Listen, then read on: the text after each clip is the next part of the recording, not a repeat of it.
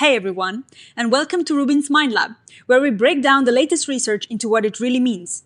Ever wonder why sometimes you just know you made the right choice, but other times you are totally unsure even after you've made it? Well, new R software called dynConfiR is helping scientists understand exactly that, and how our brains make decisions and then judge how confident we are in those decisions. Today we're diving into an R package, a kind of toolkit for scientists called dynConfiR. It is designed to help researchers model something really complex, how we make decisions, how long it takes us, and how confident we are in the choices we make. Think about it. When you decide something, whether it is what to eat for lunch or a big life choice, there is a speed, a choice, and then a feeling about how right that choice was. This new package lets scientists explore these three things together, which is a big deal. Scientists have been studying how we make decisions for a long time, and they've developed these things called sequential sampling models. The basic idea is that our brain doesn't just decide in one go. Instead, it collects little bits of information like tiny clues one after another. As these clues add up, they push our brain towards one decision or another. When enough evidence is gathered, a decision is made. This is where response times come in, because the more evidence we need, the longer it takes. But what about confidence? That is the feeling of knowing how correct we think our decision was. Many of these new models build on something called the drift diffusion model, or DDM. Imagine a little ball rolling down a long track with two barriers at the bottom. The ball starts somewhere in the middle. As it rolls, it might be pushed a bit faster or slower. If it hits the left barrier, you make one choice, and if it hits the right barrier, you make another. The time it takes for the ball to hit a barrier is your response time. Now, some advanced models like the dynConfiR model add even more layers. They suggest that even after the ball hits a barrier, the process doesn't stop immediately. There is a little bit of extra time where the brain might still be processing information. Even more interestingly, there is a parallel process happening, like a second ball being tracked. This second process might be tracking things that aren't directly about which choice to make, but more about how clear or visible the decision itself was. Think of it as tracking not just the evidence for your choice, but also how easy or hard the overall situation felt. Confidence in these models is a mix of how much evidence you got for your choice, how much information this second visibility process gathered, and how long the whole process took. There are other types of models too, called race models. Instead of one ball rolling down a track, imagine two balls, each representing one of your choices. Each ball rolls towards its own barrier. Whichever ball reaches its barrier first wins. And that is your decision. This is great when you have two options, and your brain is accumulating evidence for each one simultaneously. Some of these race models even suggest that the speed at which each ball rolls isn't always the same, and the distance to the barriers can vary. This adds another layer of complexity and allows for more nuanced predictions about response times and confidence. No matter the specific model, the basic idea for how we report confidence is usually the same. Our brain calculates some internal confidence score. Then, it compares this score to a set of internal thresholds.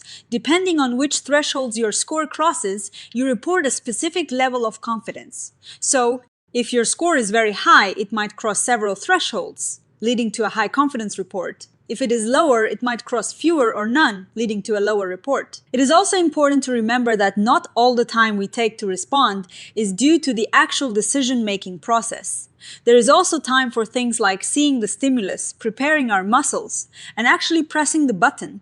This is called non-decision time, and these models account for it as well. Now, you might be thinking, are there other tools like this? The paper mentions other software for analyzing response times, like those focusing on the drift diffusion model.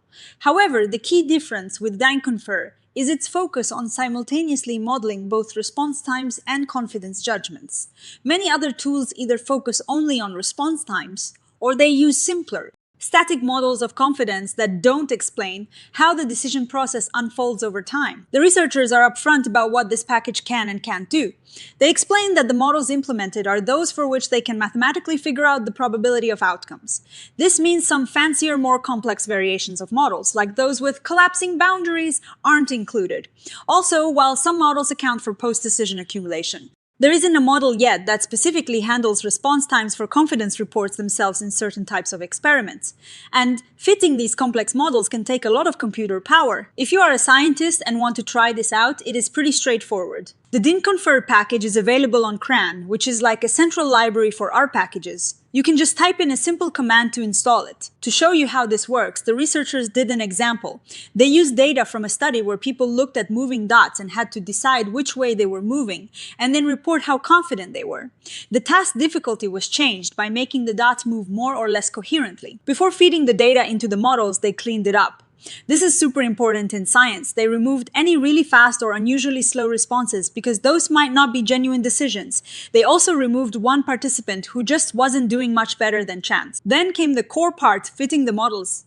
They used a function called fitted_conf to fit several different models to the data from each participant. This function is powerful because it can try out different models and find the best one that explains the behavior of each individual. They fit models like dynVite, dynWev, 2DSD, and a couple of race models. After fitting, they compared the models using something called information criteria. Like BIC, think of BIC as a score that tells you how well a model fits the data, but also penalizes models that are too complex and have too many adjustable parts. The lower the BIC, the better the model. They found that on a participant basis, different models fit different people best. But when they looked at the group as a whole using fancy Bayesian model selection, the dynVite model, which is one of the more complex ones, tended to come out on top. Just fitting is one thing, but scientists also want to see if the models can predict what people will do.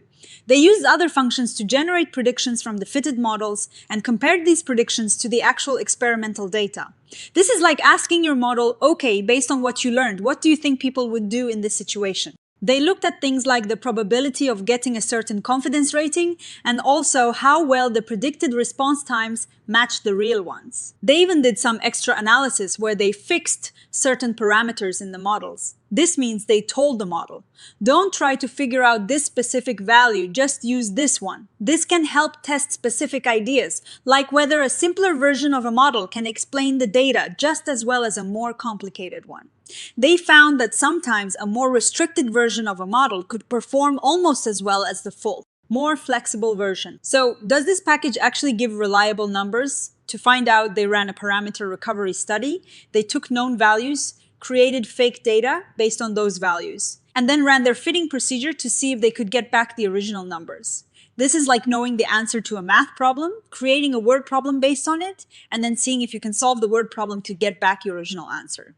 They found that generally decision-related parameters were recovered well, but some confidence-related parameters were trickier, especially with less data. They also did a model recovery study. They simulated data from one specific model and then tried to fit all the different models to that data.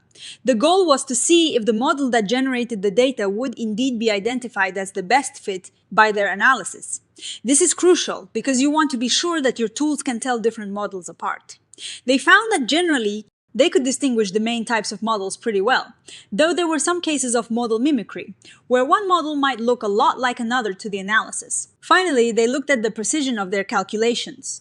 Because these models involve complex math and numerical approximations, they wanted to make sure the accuracy of the computations was high enough to be reliable. They tested different levels of precision and found that the default settings in the package offer a good balance between accuracy and computation time.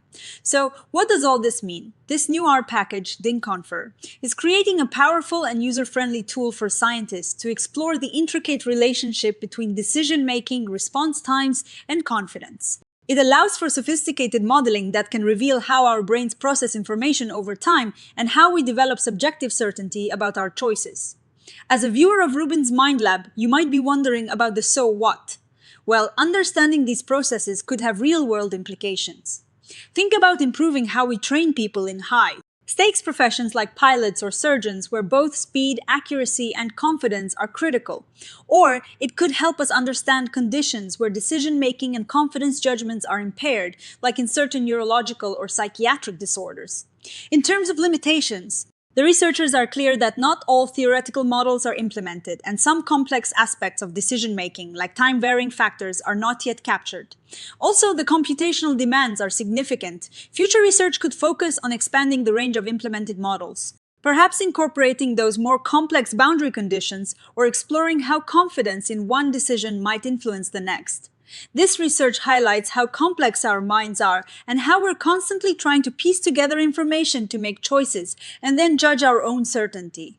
It is a journey from gathering evidence to feeling confident, and tools like dynConfiR are helping us map out that journey step by step. What do you think is the most fascinating aspect of decision-making and confidence? Let us know in the comments below.